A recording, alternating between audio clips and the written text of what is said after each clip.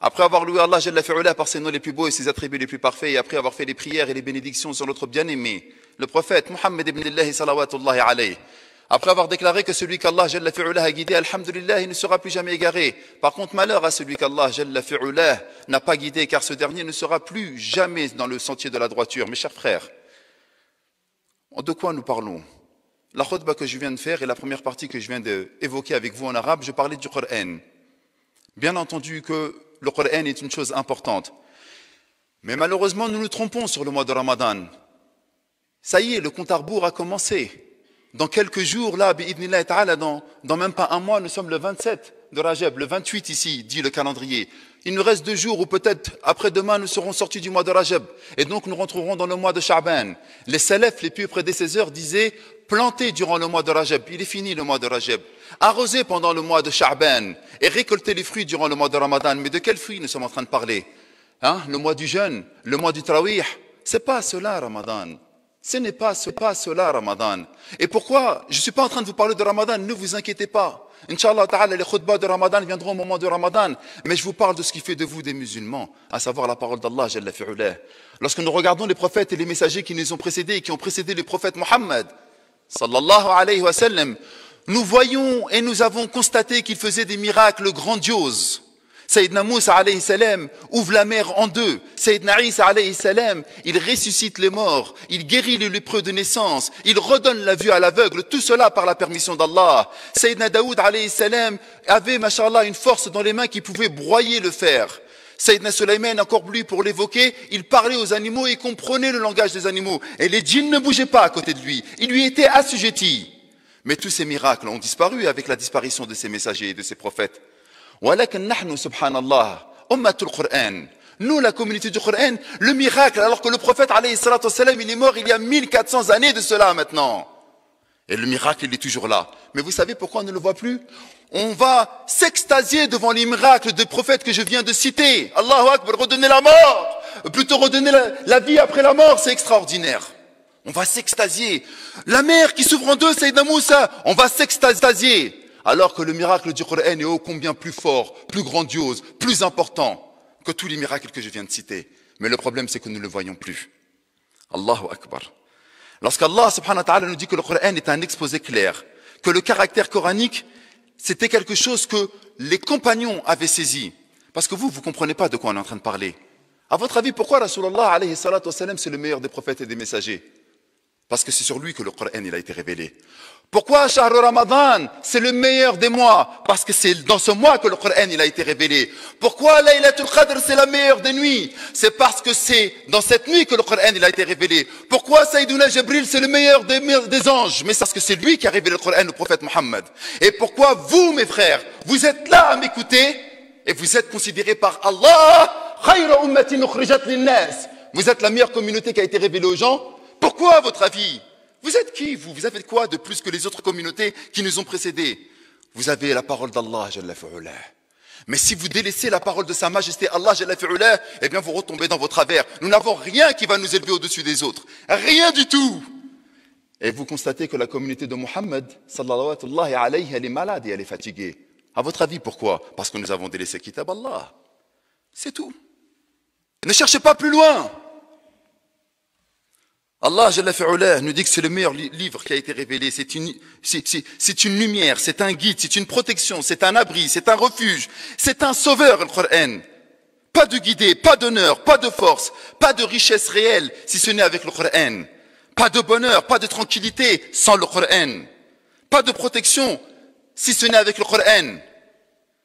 Il n'y a pas de bonheur, pas de quiétude, pas de tranquillité qu'avec le Coran. Et lorsqu'on abandonne le Coran, eh bien nous sommes dans la difficulté. Allahu Akbar. Lorsque notre père Adam, alayhi salam, il est descendu avec notre mère Hawa, Ève, Adam et Ève, lorsqu'ils sont descendus dans cette dunya, Allah subhanahu wa ta'ala, il a dit qu'ils allaient lui donner que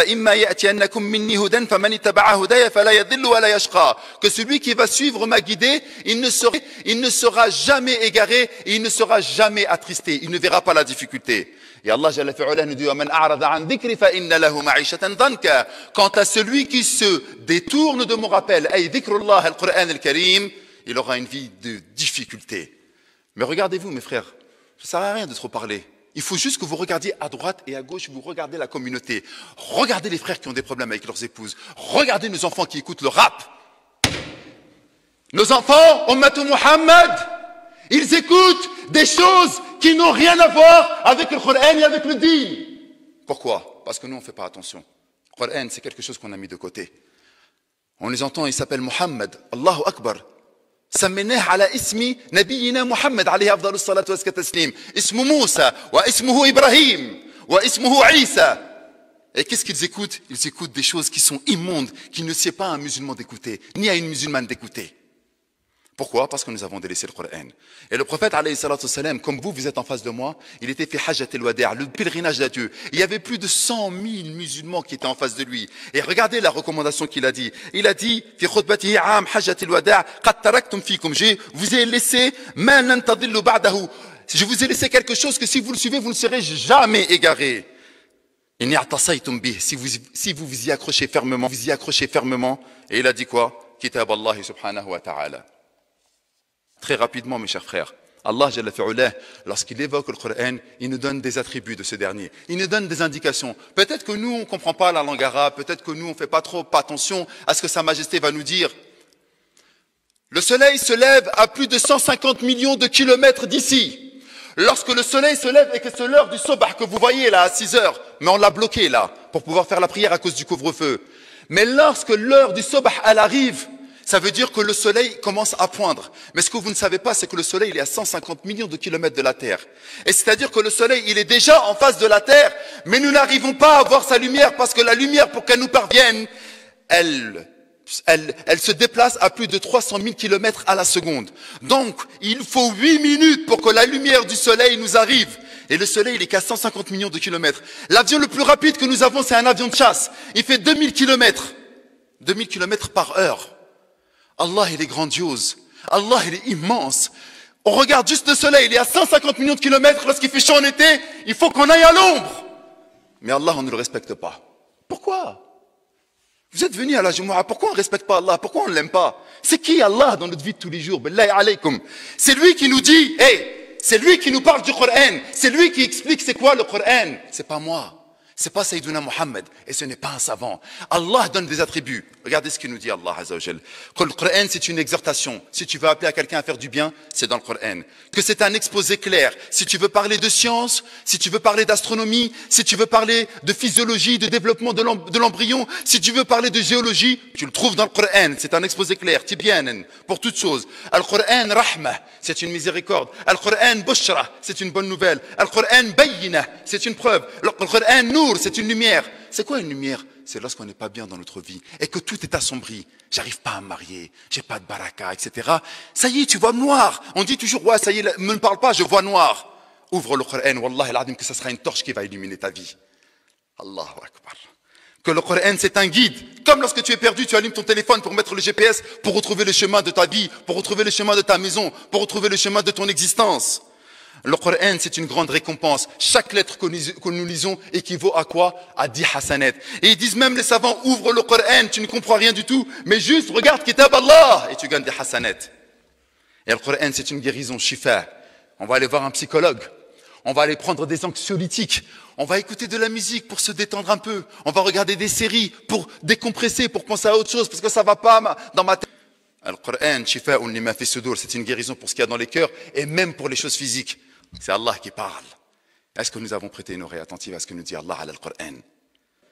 Les meilleures personnes qui ont foulé cette planète depuis la naissance de notre père Adam alayhi salam jusqu'au dernier des hommes avant le jour du jugement dernier, après les prophètes et les messagers, ce sont les compagnons.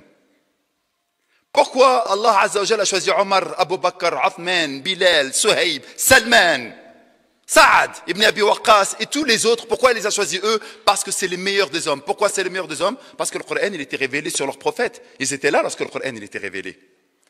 Et qu'est-ce qui se passe lorsque le Coran, il est révélé de la sorte? Je suis à Gennevilliers, masha'Allah, tabarakallah, et je regarde les personnes qui sont en face de moi. Subhanallah. Je vois des Noirs, je vois des Français convertis, je vois des origines indiennes, je vois, masha'Allah, des Pakistanais, je vois des Afghans, je vois des Comoriens. Allahu Akbar.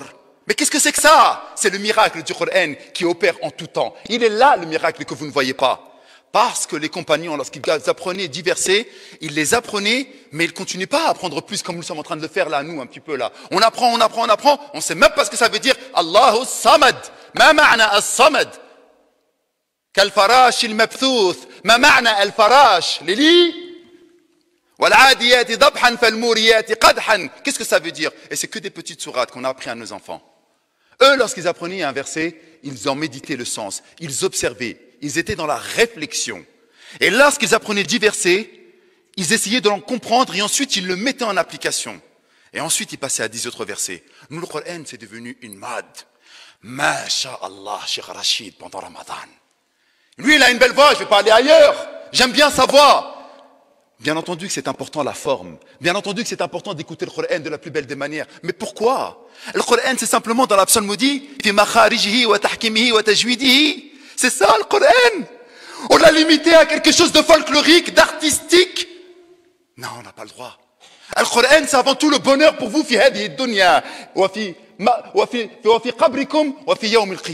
C'est ça le Coran avant tout. Maintenant, nous, on l'a limité simplement à un niveau artistique.